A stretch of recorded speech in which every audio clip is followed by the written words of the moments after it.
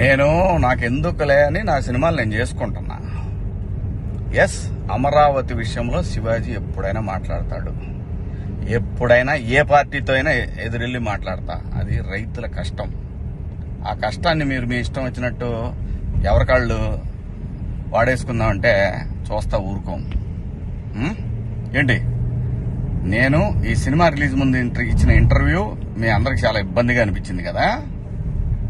నేను ఎప్పుడైనా మాడతా గురు, ఎవడికి భయపడను.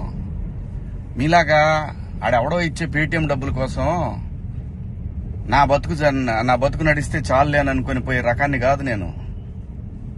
అలాగైతే మీ అందరూ తెలుసోలేదు, నేనే ఒక వ్యవస్థను ఏర్పాటు చేయగలిగినోడిని నేను కాదు. ఈ బతుకిచ్చింది మనకి జనం, అది నాకైనా రాజకీయ నాయకులకైనా. మధ్యలో పేటీఎం గాళ్ళు ఉన్నారు చూసారా మీరు, మీ అందరూ ఈ సినిమాని ఆపగలరేమో, మీరు శివాజీని ఆపలేరుగా. ఏంటి, సినిమాని ఎలా ఆపగలరు మీరు? మొత్తానికి ట్వీట్లు వేసి ఇన్స్టాలో మీ ఇష్టం వచ్చినట్టు రెచ్చిపోయి సినిమాకి కొంతమంది ఇక్కడ రెగ్యులర్ గా రివ్యూలు ఇచ్చే వాళ్ళతోటి రాపిచ్చేసి కింద కామెంట్లు పెట్టిచ్చేసి, ఒకడైతే వాడికి ఒక 100K సబ్స్క్రైబర్స్ ఉంటాడు. సినిమా రిలీజ్ కూడా కాల. ఆశ్చర్యపోయాను నేను, ఏంటి ఏదో తేడా కొడుతుంది అనుకున్నా. అయినా నేను కంప్లైంట్ ఇద్దాం అనుకున్నా. అయినా వద్దు పిల్లనాయాళ్ళు బాధపడటం. కానీ రే, పేటీఎం బ్యాచ్ నన్ను తగులుకుందాం అనుకుంటే మీ ఓడికే ప్రమాదం. గుర్తుపెట్టుకోండి, నేను జనం కోసం బతికే మనిషిని, జనం డబ్బుల కోసం బతికే మనిషిని కాదు. వద్దు గురు, నా జోలి వద్దు. జగన్ గారు, నేను మళ్ళీ చెప్తున్నా, నాకు రాజకీయాలు వద్దు.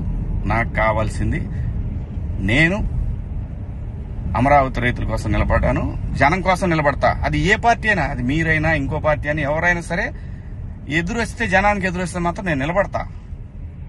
కానీ నేను మాట్లాడుకుందా ఇంక నుంచి.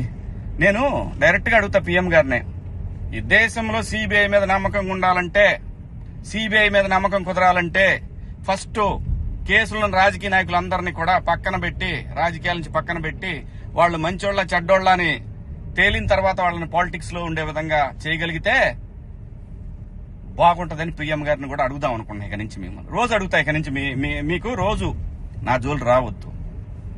నేను నా బతుకు నేను బతుకుతున్నా, నిజాయితీగా బతుకుతున్నా. ఏ రాజకీయ పార్టీ దగ్గర పోయి చేయి జాపలా. మీరంటే భయపడతామా? ఏం చేస్తారు రాబాయ్? మీ గవర్నమెంట్ ఉన్నప్పుడే ఏం చేయలేకపోయారు. నన్ను ఎందుకు చేయలేకపోయారు తెలుసా? పైన నేచర్ ఒకటి ఉంది రాబాయ్.